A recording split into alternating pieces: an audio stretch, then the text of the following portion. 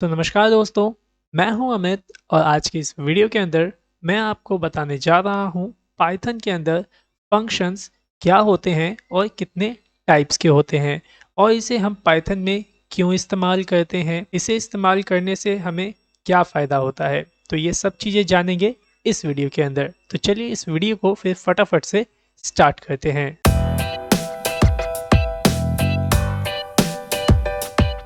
So students, function क्या होता है पाइथन के अंदर फंक्शंस। तो मैं आपको एक बात बता देता हूँ।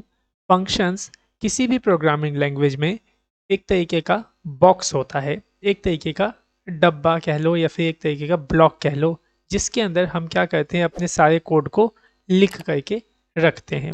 ठीक है, फिलहाल अगर नहीं समझ में आया तो कोई बात नहीं, अभी हम प्रैक्टिकल करेंगे, सही से समझ में आ जाएगा फंक्शन क्या होता है। ठीक है, फिलहाल अभी इसके यूज़ को आप समझ लो या फिर टाइप समझ लो पहले। ठीक है, तो देखो यहाँ पे फंक्शन का दो टाइप होता है, एक होता है बिल्ट इन फंक्शन, एक होता है यूज़र डिफाइंड फंक्शन। ठीक है, वैसे मैं अगर आपको बोलूँ कि आपने फंक्शन का ऑलरेडी इस्तेमाल कर रखा है, जैसे कि आपने यहाँ पे जो प्रिंट वाला फंक्शन होता है, ये भी क्या है, ये भी तो आपका प्रिंट फंक्शन है। इसके अंदर अगर हम कुछ भी लिखते हैं इस तरह से, तो क्या करता है, ये प्रिंट हमें इस टेक्स्ट को, लिखे हुए टेक्स्ट को प्रिंट करके देने का फंक्शनैलिटी एक तरीके से प्रोवाइड करता है। ठीक है, अगर मैं फ़िलहाल इसको इसे पहले कमेंट कर देता हूँ यहाँ पे, ताकि ये जो लिखा है मैंने ये एग्जीक्यूट ना हो। ठीक है, अभी यहाँ पे अगर मैं इसको रन करता हूँ, इस प्रोग्राम को डेमो डॉट पी वाई को, यहाँ पे जैसे मैंने रन किया python demo dot P Y, enter करता हूँ तो देखो यहाँ पे क्या लिखा आ गया, वेलकम लिखा आ गया।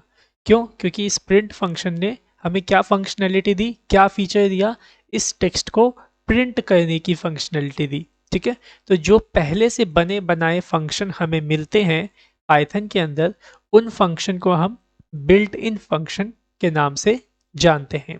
ठीक है, और कुछ फंक्शंस ऐसे होते हैं जिसे कि हम बनाते हैं अपने ज़रूरत के अनुसार। ठीक है, तो उसी फंक्शन को हम यहाँ पे यूज़र डिफाइन फंक्शन कहते हैं। ठीक है, चलिए मैं आपको यहाँ पे कुछ यूज़र डिफाइन फंक्शन बना के दिखाता हूँ। ठीक है, वैसे तो प्रिंट वगैरह तो आपको पता ही है।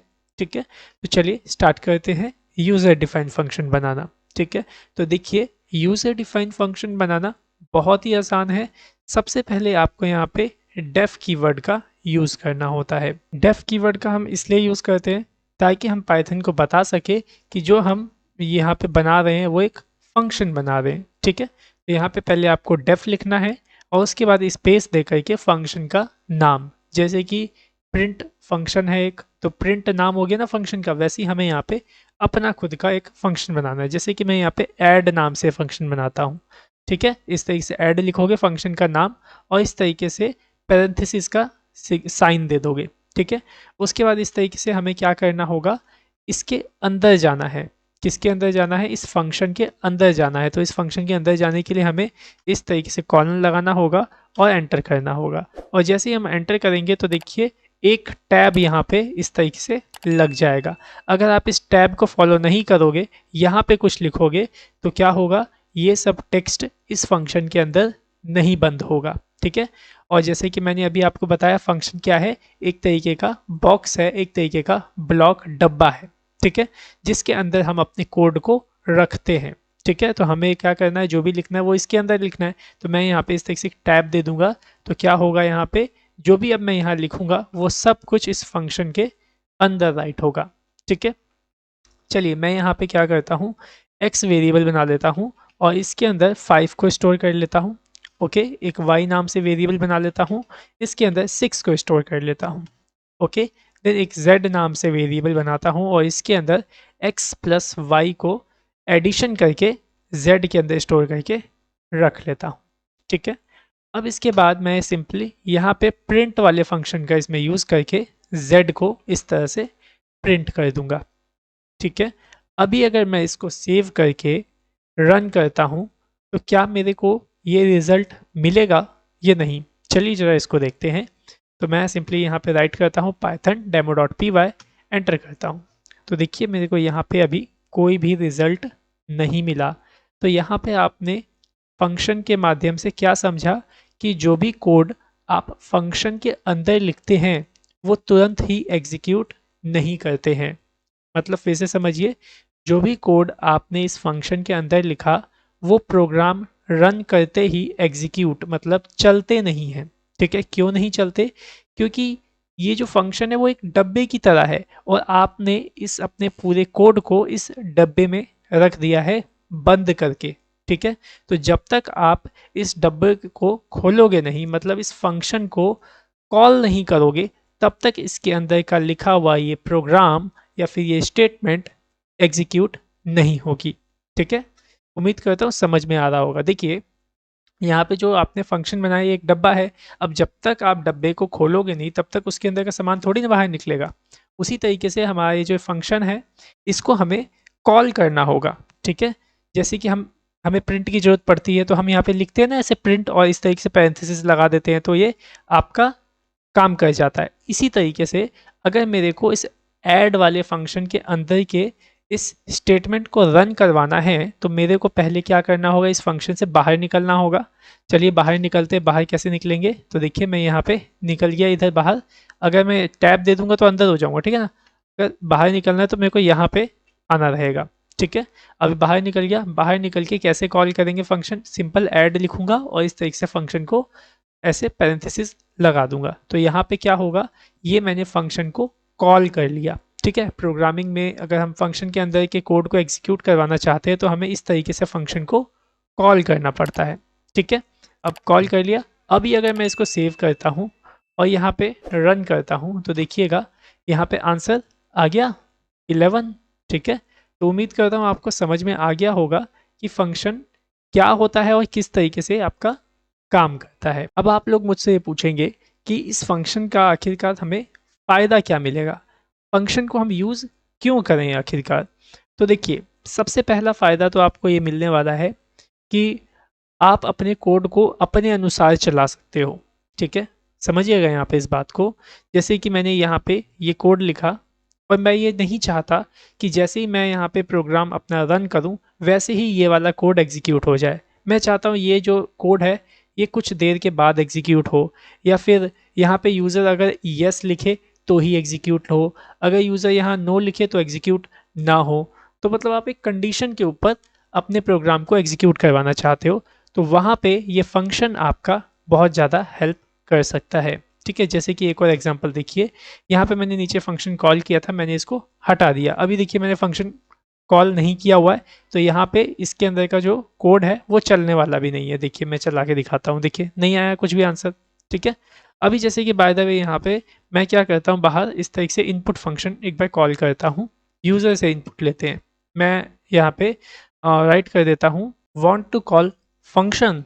ठीक है, मैंने यहाँ पे मतलब यूज़र से पूछा इस तरीके से, क्या आप फंक्शन कॉल करना चाहते हैं? ठीक है, तो यहाँ पे इस तरीके से मैंने पूछा है और यहाँ पे अगर यूज़र यस लिखे तो मैं चाहता हूँ ये फंक्शन कॉल हो जाए, अगर यूज़र नो लिखे तो यहाँ पे ये फंक्शन कॉल ना हो। ठीक है, तो इसका जो भी यूज़र इसमें इनपुट करेगा तो उसे हमें किसी न किसी में तो स्टोर करके रखना पड़ेगा। तो मैं यहाँ पे एक वेरिएबल बना लेता हूँ रिस्पॉन्स के नाम से। ठीक है, क्योंकि यहाँ पे हम यूज़र का रिस्पॉन्स ले रहे हैं, पूछ रहे हैं यूज़र से कि आप इस फंक्शन को कॉल कराना चाहते हैं कि नहीं। ठीक है, उसके बाद यहाँ पे नीचे आते हैं और यहाँ पे अब मेरे को कंडीशन लगा के चेक करना पड़ेगा। ठीक है, तो सिंपल मैं यहाँ पे इफ़ कंडीशन इस तरीके से स्टार्ट करता हूँ। ओके, और यहाँ पे मैं चेक करता हूँ कि जो रिस्पॉन्स है क्या वह इज इक्वल्स टू बराबर है यस के, इस तरह से। ठीक है, अगर यस के बराबर होगा तो क्या होना चाहिए उसे आप यहाँ पे लिख दीजिए इफ़ के अंदर। तो मैं यहाँ पे ऐड फंक्शन को यहीं कॉल कर दूंगा। तो इसमें क्या होगा, अगर यूज़र इस रिस्पॉन्स के अंदर यस लिख के भेजेगा तो सिंपल आपका ये जो एडिशन वाला फंक्शन है वो चल जाएगा। ठीक है, लेकिन यस के अलावा वो और कुछ आपको लिख के भेजता है इसके अंदर तो ये फंक्शन नहीं चलेगा। इसकी जगह आप इसे कुछ दूसरा मैसेज भी लिख करके दे सकते हैं।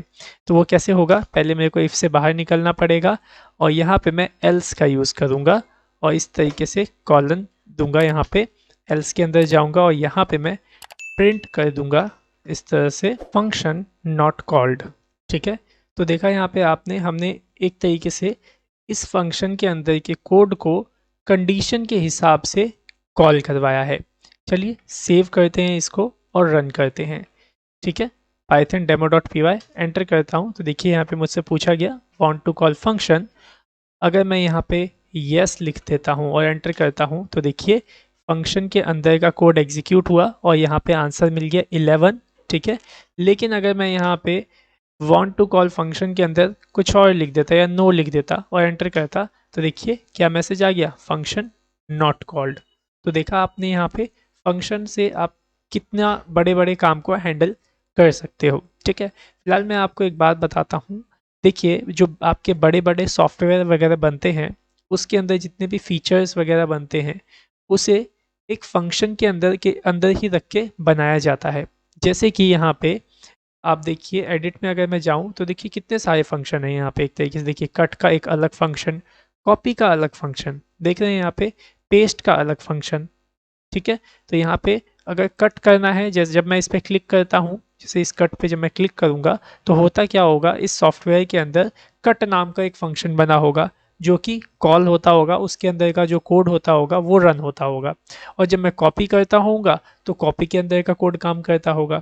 इससे होता क्या है, इससे जो आपका सॉफ्टवेयर होता है वो अलग अलग फंक्शन में बट जाता है और वो सॉफ्टवेयर बहुत ही फास्ट लोड होता है।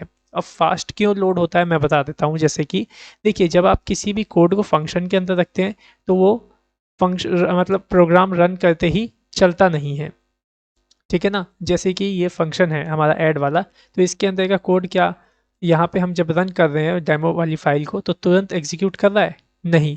कब एग्जीक्यूट कर रहा है, जब हम उसे एग्जीक्यूट करना चाह रहे हैं। ठीक है, तो इससे क्या होता है कि आपने ढेर सारा कोड लिखा होता है अपने पूरे फाइल के अंदर, लेकिन वो एग्जीक्यूट तुरंत नहीं होता फाइल कॉल करते वक्त। तो इससे क्या होता है, जब आपका फंक्शन चल रहा होता है तो रैम के अंदर आपका जो मेमोरी है वो कम स्टोर होता है, ज़्यादा आपका रैम नहीं ये लेता है। ठीक है, और रैम बस उतना ही आपका लेगा जब जब आप अपना फंक्शन कॉल करोगे। जैसे आपने ऐड फंक्शन कॉल किया तो ऐड फंक्शन के अंदर जितना कोड है उतने को ही रैम में लोड किया जाएगा, फिर उसको एग्जीक्यूट किया जाएगा पार्ट पार्ट वाइज, इस तरीके से एग्जीक्यूट किया जाएगा। ठीक है, सो उम्मीद करता हूँ आपको ये सही से समझ में आ गया होगा कि फंक्शन क्या होता है। फिलहाल ये तो फंक्शन का एक तरीके से समझ लीजिए इंट्रो वीडियो था। बाकी इस फंक्शन के माध्यम से हम बहुत बड़ी बड़ी एप्लीकेशंस अगली वीडियो के अंदर या आने वाली जो आगे की वीडियोज़ हैं उसके अंदर मैं आपको बना के दिखाने वाला हूँ। तो बने रहिएगा इस कोर्स में, पूरा लास्ट तक देखिएगा इस कोर्स को। तो आशा करता हूँ कि आपको ये सारी चीज़ें सही से समझ में आ गई होंगी। तो अगर आपको ये कोर्स अच्छा लग रहा है तो आप इस वीडियो को लाइक कर दीजिए और एक प्यारा सा कमेंट इस वीडियो के नीचे कर दीजिए। सो मिलते हैं नेक्स्ट वीडियो में नए टॉपिक के साथ। So thanks for watching our video. Have a nice day.